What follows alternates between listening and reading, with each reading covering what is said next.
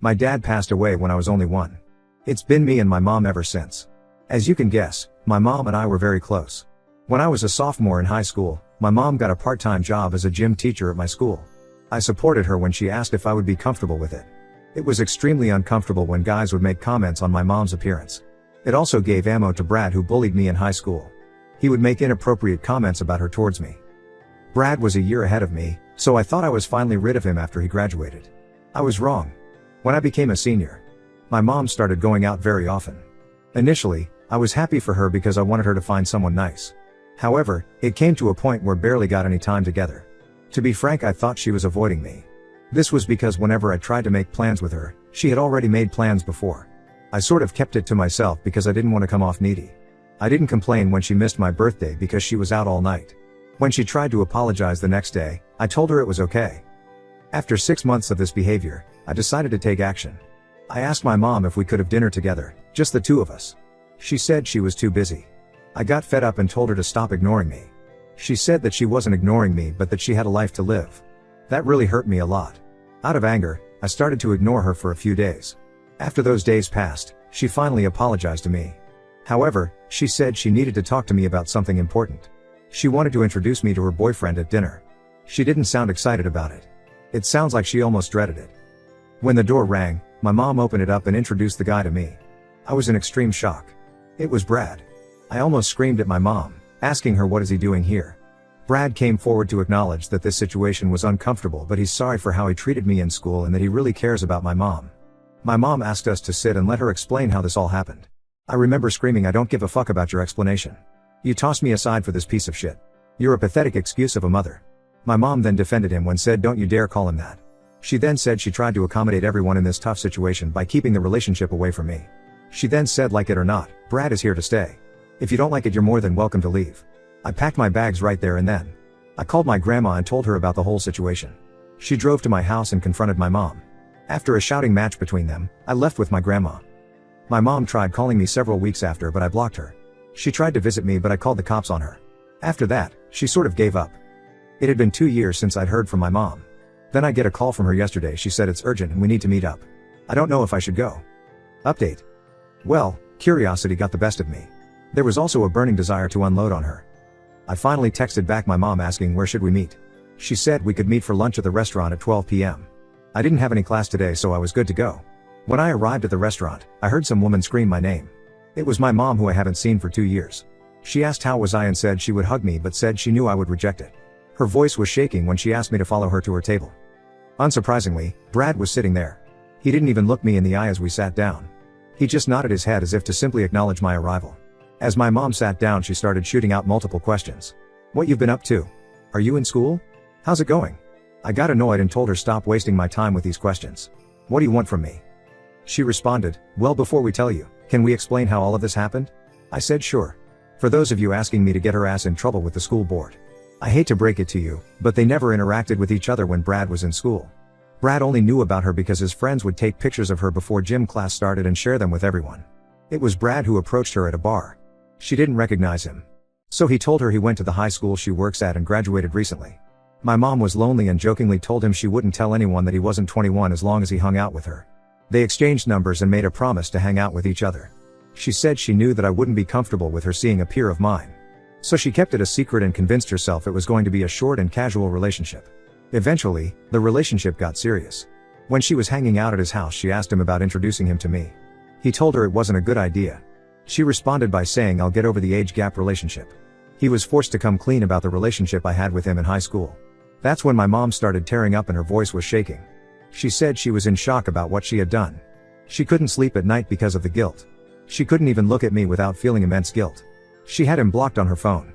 After a week, he sent him a message on Facebook to at least meet him once. She obliged. He showed up with roses and begged for forgiveness. He even said he'll apologize to me in person and that he's a changed person. She took him back. The next was the day she invited him to dinner. My mom burst into tears and begged me to forgive her for hurting me. She then said these 2 years have been painful for her. Finally, Brad spoke and admitted she misses you like crazy, dude. She still needs you in her life. My mom said, "I am sorry for being an awful mother. We want to make it up to you. We're moving to California and we want you to come with us. We will foot the bill for your education and everything else. You won't have to work at all. You'll have a permanent place in our home." I don't know what the hell came to me, but I started laughing like crazy. Like a madman. It was the most ridiculous proposition. Now, this is what makes me the monster. This is what I really came there for. After I calmed down, this is what I said to her: "Mom, you must be the most delusional cunt if you think I'll ever forgive you. You are dead to me for good. The only acknowledgement you'll get from me is me pissing on your grave when you pass away." Then she was hysterically crying. I got up from the table and left the restaurant. Only a minute after walking to the parking lot, I hear my mom screaming at Brad to stop following me. I really wanted this confrontation. The moment he grabs my shirt, I turn around and sucker punch him in the face. He drops on the road with his mouth bleeding. My mom comes to physically restrain him from hurting me until he calms down. I told them, "This is what I think about your proposal." It's been 4 hours now after the incident. I know deep down I should be ashamed of myself. But I feel amazing inside. I don't know if adrenaline can last that long. It feel like I took my power back. Edit. I don't what job Brad has. My mom, on the other hand, has been saving up money ever since my father passed.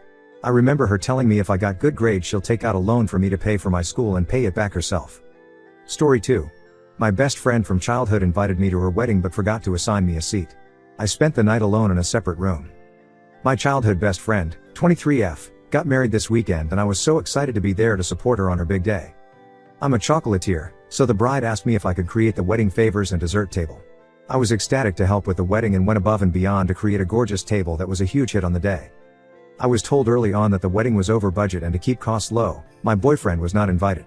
I was extremely understanding and even reduced my rates for the suite table as my present to the couple. A couple weeks later, after reviewing the guest list, the bride informed me that my boyfriend could come as my +1, but if he did, I would be moved from the head table. My boyfriend is a wedding photographer and is looking to build his videography portfolio. Knowing that the couple didn't have a videographer, he offered to film a professional wedding video free of charge. The bride was ecstatic and offered to move us to the vendor table so that we could network with the other vendors. We loved the idea and it was confirmed that we would be sitting with the vendors. The day of the wedding, we arrived 4 hours early to help with the event. My boyfriend spent the time filming while I set up the dessert table and helped the event coordinator set the dinner tables. After the ceremony, guests were moved to the cocktail room while the original room was converted into the room for the reception. While helping convert the room, I noticed that our names were not on the seating chart. I asked the event coordinator where we would be sitting and she said good question and left to find out. She came back to say that there was no vendor table and that if we were staying for dinner, my boyfriend and I would have to sit in a separate room as we were not on the list. The room was closed off from the reception, so we couldn't hear or see anything, let alone talk to anybody. I told the event coordinator that we were in fact guests and that we should be moved into the reception room. The event coordinator herself was seated at one of the tables in the room. I told her I was a longtime friend of the bride, and even originally meant to be seated at the head table. However, the event coordinator said she couldn't do anything about it. I approached the bride to explain the situation. She mentioned that it was definitely a mix-up and that we should be in the room. The bride mentioned that she didn't want to undermine me as a businesswoman, so she never told the event coordinators that we were friends or that I was a guest. She left the coordination of the vendor table to the event coordinator and left it off of the seating chart. The event coordinator was not made aware that any of the vendors, besides herself and the MC, were staying for the reception and therefore didn't think to add us in. Although I understand the mix-up, the bride did nothing to get us moved to the main room. My boyfriend and I were cut off from the reception with no one to speak to, no way to see or hear, and even had to ask to be fed. As a result, I missed the entire wedding and spent the majority of the evening crying in the bathroom waiting to move the dessert table into the main room after dinner so that we could leave. My boyfriend continued to film everything as he was committed to getting a beautiful video for his portfolio. The next morning I emailed the bride about the experience. She apologized profusely and said she was scatterbrained on the day and didn't think to do anything about it. She feels extremely guilty and would still like to be friends.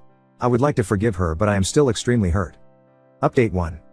After reading everyone's responses and doing some reflecting, I've come to the conclusion that she's not my friend. Our relationship in the past few months has mostly consisted of her blowing me off, and me interpreting it as though she was busy. She moved across the country 2 years ago, but flies here often. Most of the couple's friends and family still live here, which is why they decided to have their wedding here. Every time she's come to visit, we've tried to make plans, which would end with me being blown off. The excuse was always that some last-minute thing came up, which is why she didn't have time to see me. She called me months before her engagement party to let me know that I would be invited to it, but I was never actually invited.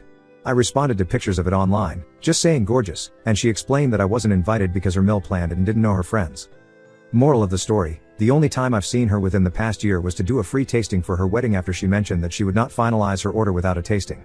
We had plans to meet up the same week of the tasting, which she blew. I reread her apologetic email and interpreted it differently the second time.